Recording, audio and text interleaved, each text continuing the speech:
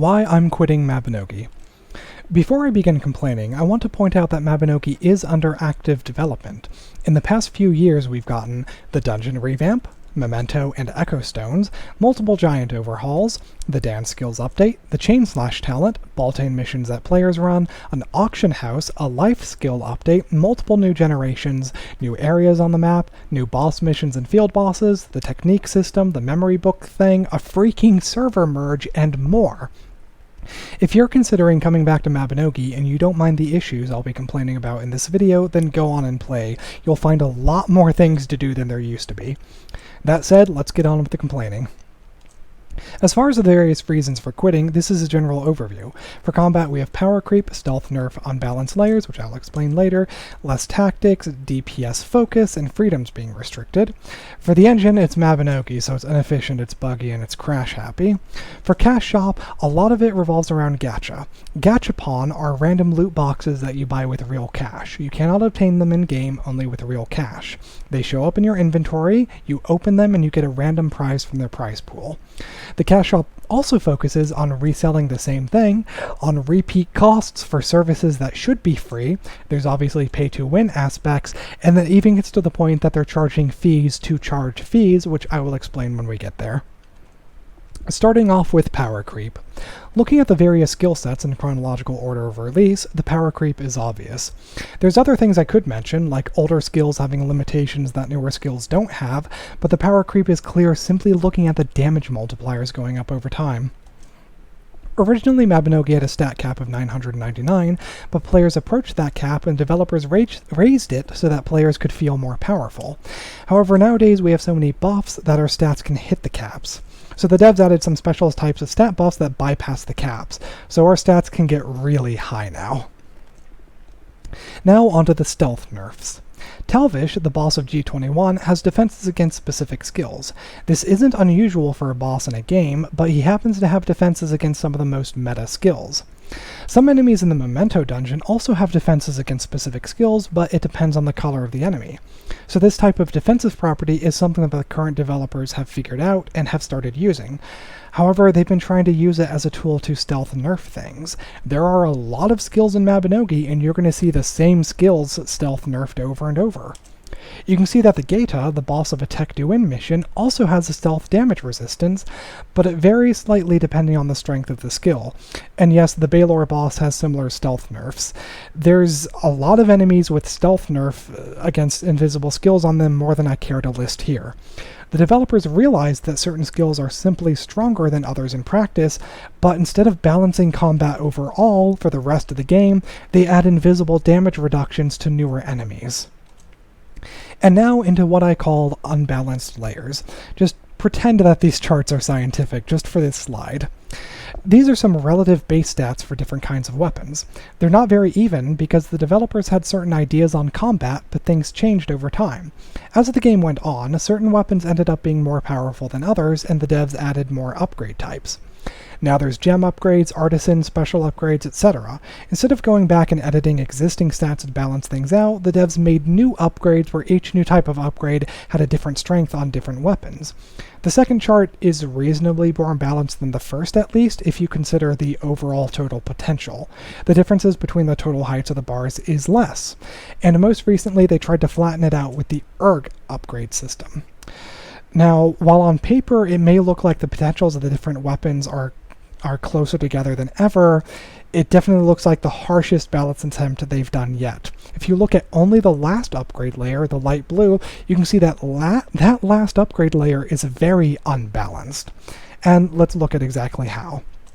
So now we're moving away from vague overviews and onto some actual numbers. Here's a compacted list of benefits that single axes get from the ERG system. Looks pretty good. Up to 50 damage, a bunch of strong defensive stats, a big windmill damage bonus, and even some melee skill cooldowns at the end. Well, what do the bonuses for single swords look like? Ouch. They get less than half the damage and none of the other benefits at all. Well, if they're getting such weak benefits, surely they take less cost and effort to rank up, right? Here's the last two major ERG sacrifice ranks for axes. Just look at those items. Not only are you sacrificing a lot of materials and cost in weapons, but the final upgrade threshold needs a signed dragon armor made with Hillwind engineering. So what about the sacrifice items for single swords? Well, the sacrifice items are the same. It takes the same amount of effort for much less benefit. So you end up with things like this that players don't want to do. Erging an axe is something players might want to do. Erging a single sword is not a very attractive prospect.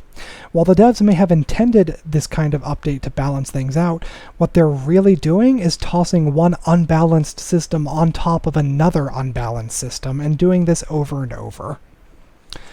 Nowadays, less tactics are required to succeed in Mabinogi. Before we got a bunch of overpowered area of effect attacks, enemy could use a skill, and you would have multiple right and wrong ways to react to it. We would be reacting to what enemies did, we would be using aggro management to keep from being swarmed, and the skills we used would be chosen tactically to get the best combos depending on the target. Nowadays, players rarely react to enemies. Instead, we only need to strike first and DPS them to death. Just spam that skill until the enemy's dead, I guess. If the enemy is trying to smash, you can use a normal attack to intercept it, or a counter attack. If the enemy is trying to do a normal attack, you can block it with defense, or get back at them with counter. If the enemy is defending, you can break through it with smash, or firebolt. If the enemy is counter-attacking, you can use windmill or firebolt, etc. There's more skills that can be used, and there's all sorts of different combinations. The thing being that certain skills won out or lost over other skills, so you had to be reactionary and, pick your skills carefully. But with newer skill sets, is the enemy going to smash you? Well, you just chain sweep. Is the enemy going to normal attack you? You just chain sweep. Is the enemy going to use defense? Just chain sweep. Is the enemy going to counter attack? Just chain sweep. Where did the reactionary aspect of combat go? And now onto the DPS focus. Just because newer skill sets are stronger and bypass defenses doesn't mean you have to use them, right? Well, unfortunately, in many cases, that's wrong. Mabinogi actually has a couple of DPS checks in newer content. If you can't deal enough DPS, that is, damage per second, you won't be able to beat the boss or even pass a certain part of the mission. There's also numerous situations nowadays where you're restricted from using a number of skills. First, let's discuss the DPS checks. The boss of Memento Dungeon has incredibly high HP regeneration that kicks in when her health gets low. Now, considering that she can have up to 5 million HP, depending on various factors, her regeneration becomes a sneaky little DPS check at higher difficulties. If you are unable to deal more DPS than she is healing, then you will be unable to beat her. Could you imagine trying to beat her on advanced with puppetry skills? Their slow wind-up times and long cooldowns could easily mean the inability to push past her regeneration. You may be thinking other bosses regenerate HP too. Yes, but not in a way that turns them into a DPS check. The boss of Generation 1, has very high HP regeneration. However, this is the fight's gimmick. The boss's minions, the light gargoyles, drop firewood and seal scrolls on death. You make a campfire and burn the seal scrolls, and you get a status effect that makes your attacks deal damage that the boss cannot regenerate. This is a gimmick fight where the regeneration is part of a specific mechanic that you are intended to disable. You are supposed to be proactive in this fight. The other types of regenerators are the various Shadow Mission bosses that use life drain on players. However, they use this as a skill, so you can go an entire fight without them getting to use it. In addition, it only heals them by stealing the HP of nearby players, and it locks them in place during use, and has a limited range, so you can simply walk out of their range and mock them as they try to heal themselves.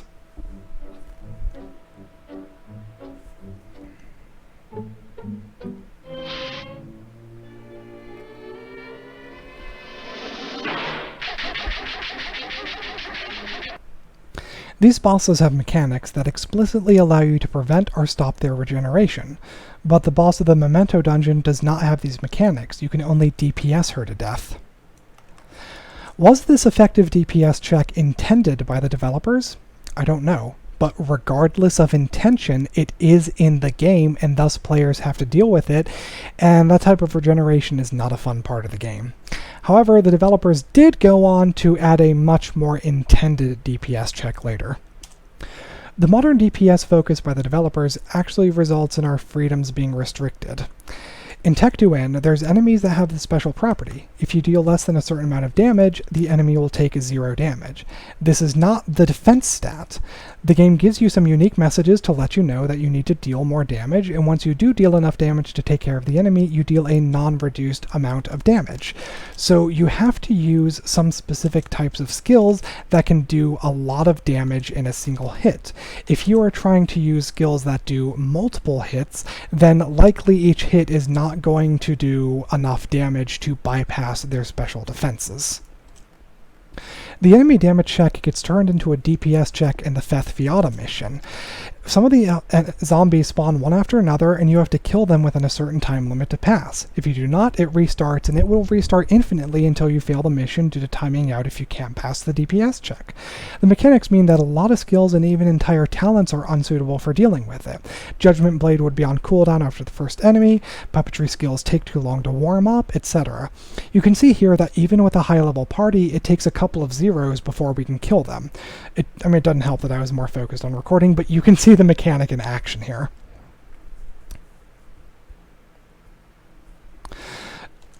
What if there is some strategy for it that I simply don't know? Let's see what the official advice for the release of the mission says.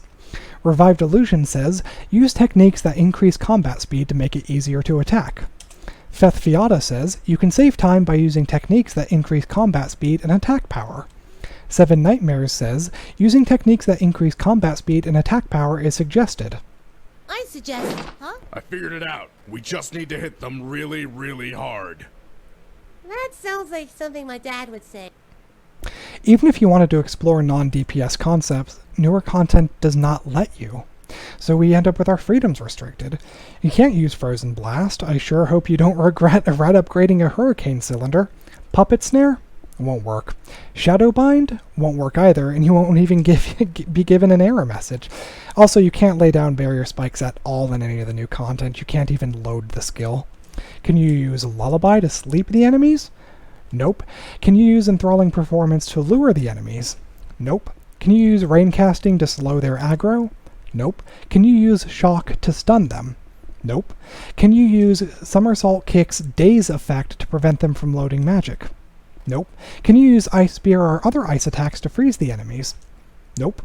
There's more examples too, like how you can't use Shadow Cloak or any sort of hide ability in the Memento dungeon, and there's probably more restrictions I haven't even found yet. The developers are locking out skills instead of rebalancing the game. If the developers think that certain skills are unbalanced, they can go balance them. If they think that certain skills don't belong in the game and shouldn't be used by players at all, they can remove them and change the rest of combat as needed. Instead, the developers lock off skills in newer content, restricting what players can do. Mabinogi is trying to act like a mainstream MMO by limiting players to specific classes and tactics in new content, but it's too inefficient, buggy, and crashy to ever be a mainstream MMO. Look at this 15 FPS while standing around in town. Meanwhile, Warframe is running at 60 FPS while running in front of Mabinogi.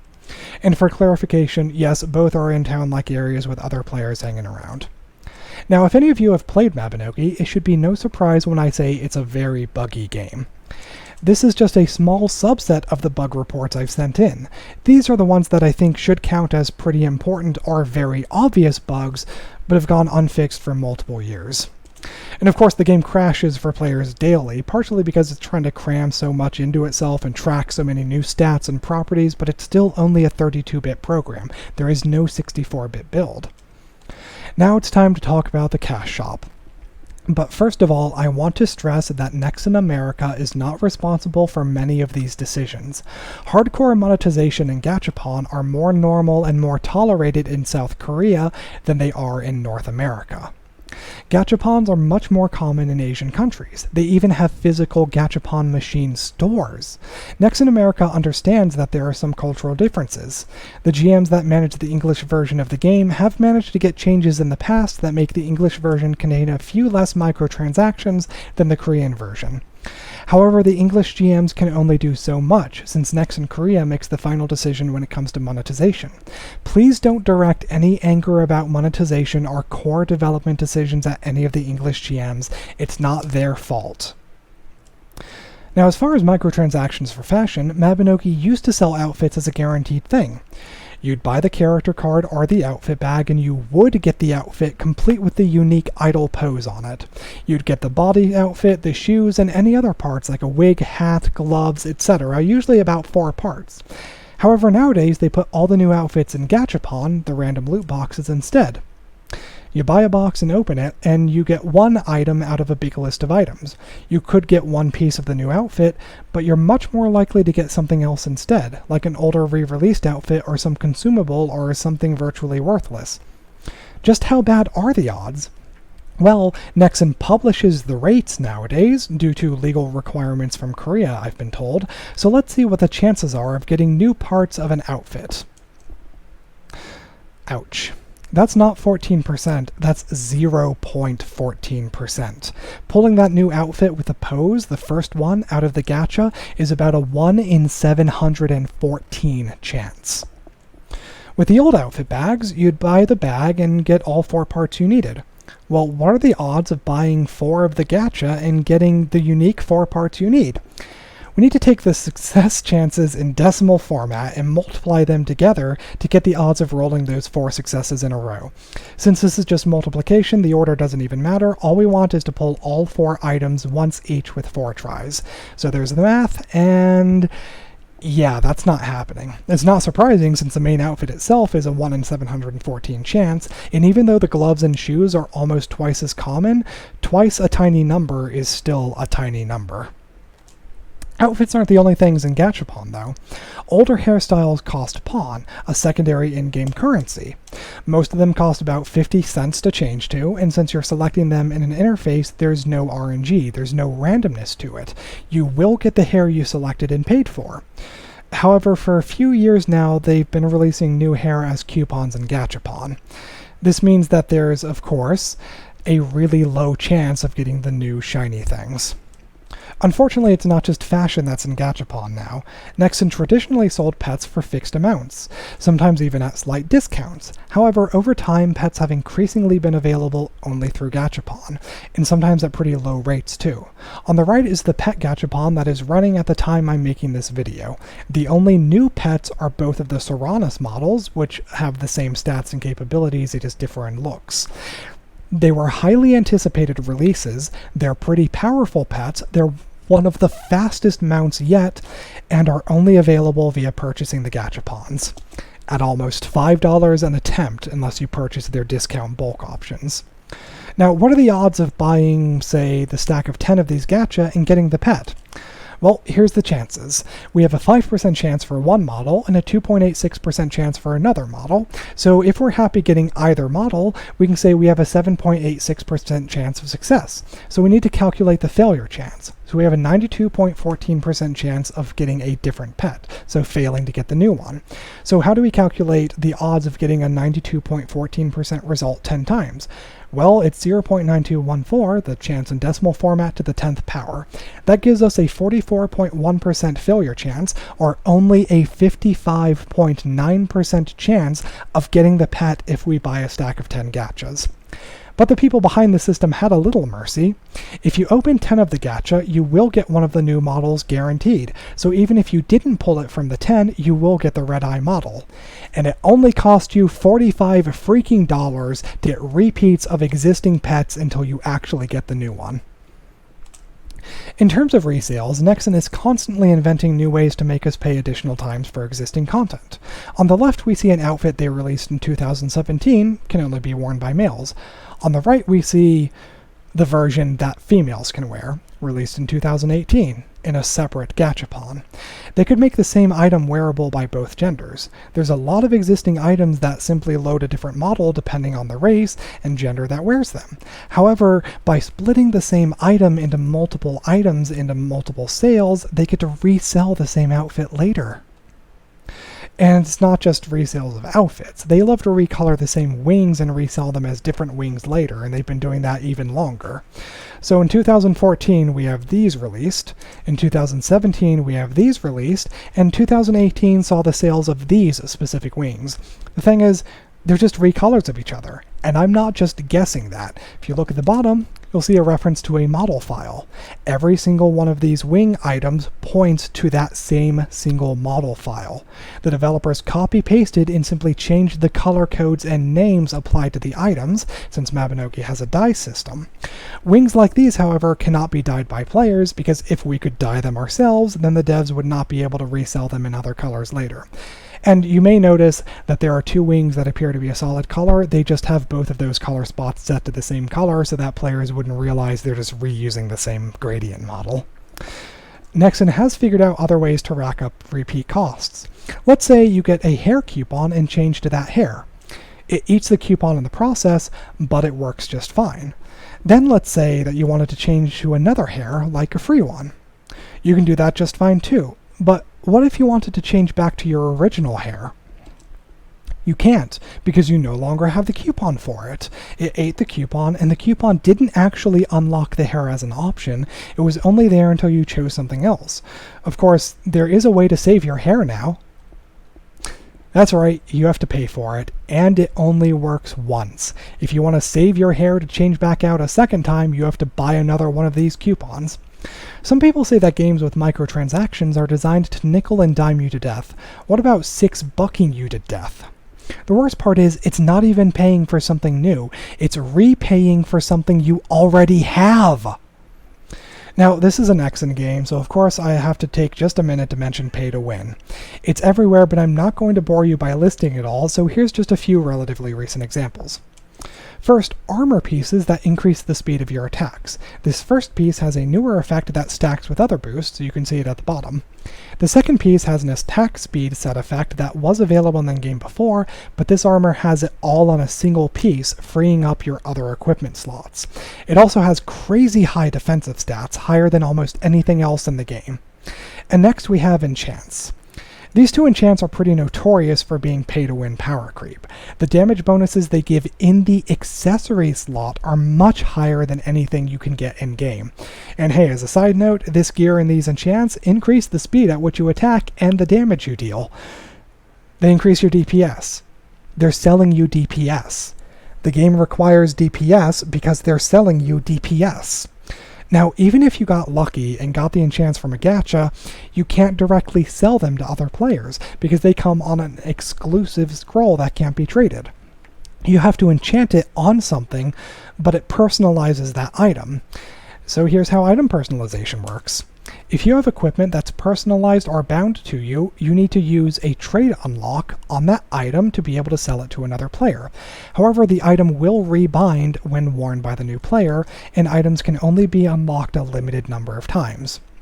Now, this next thing hasn't hit the American distribution of the game yet, but Nexon Korea has sold packages that include a special item in them. Here's the listing on a Japanese auction site, and here's the entry on the Taiwanese wiki to show that the item has been released in multiple regions so far. This item adds a trade unlock slot so that you can unlock a bound item one additional time. It adds the slot.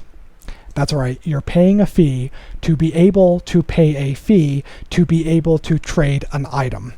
Nexon has an obsession with charging for things that should simply work in-game. Players often ask for additions or improvements to existing things in-game, and Nexon figures out ways to make players pay repeatedly for them. Don't you hate how you can't put doll bags in the trade window? You have to do a risky drop trade to buy or sell them, and you can easily get scammed. Well, you can trade them if you pay a fee each time. Hey, don't you wish there was some sort of weapon override system like we have a clothing override system?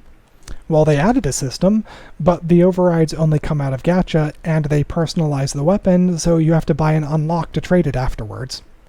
Have you worked hard in-game to level up your homestead to 14 to get that maximum homestead size, and wish you could work on it more for a bigger homestead size?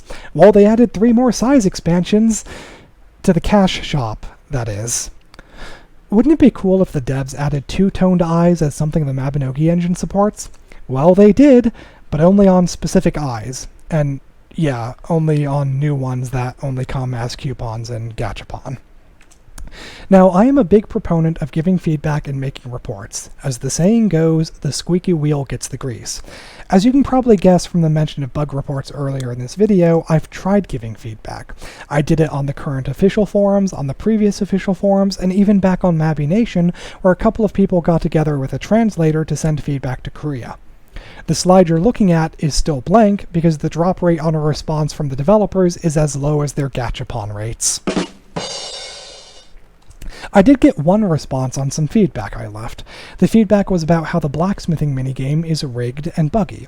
For those of you that aren't aware, whenever you click in the blacksmithing minigame, the game will actually push your click 1 or 2 pixels to the side depending on your smithing rank. You can see that happening a couple times in this zoomed in GIF that I took. This is done to prevent players from actually getting the crafting quality that their skills would otherwise allow them to, and this is not a lack of precision. It has been confirmed by multiple people through testing and through code analysis that it is actually pushing your click to the side.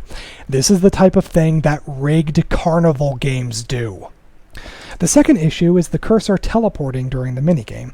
This is something a lot of people who do blacksmithing report, and it's something I experienced a lot as well.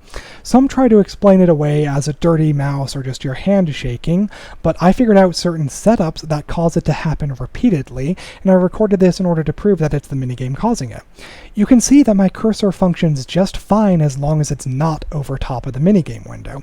However, once the minigame begins, anytime my cursor is over top of the window, it gets forcefully teleported around, sometimes getting teleported off the minigame entirely. So you can see still fine, but I go over it and suddenly getting teleported. A Mabinogi developer did respond to this feedback. The response was, "Works as intended." Do I have any hope of Nexon Korea taking this type of feedback into consideration? No, I don't believe that I do. This is Nexon's investor presentation for Q4 of 2018. You can see that North America is only 7% of their revenue, the little pie chart in the upper right. And this is the presentation for Q1 of 2019. North America is down to only 4% of their revenue, so they have little reason to focus on us specifically. As of the time of this recording, their Q2 presentation has not been released yet. And before I leave, one final note. I don't actually like turtles, I just said it for the memes.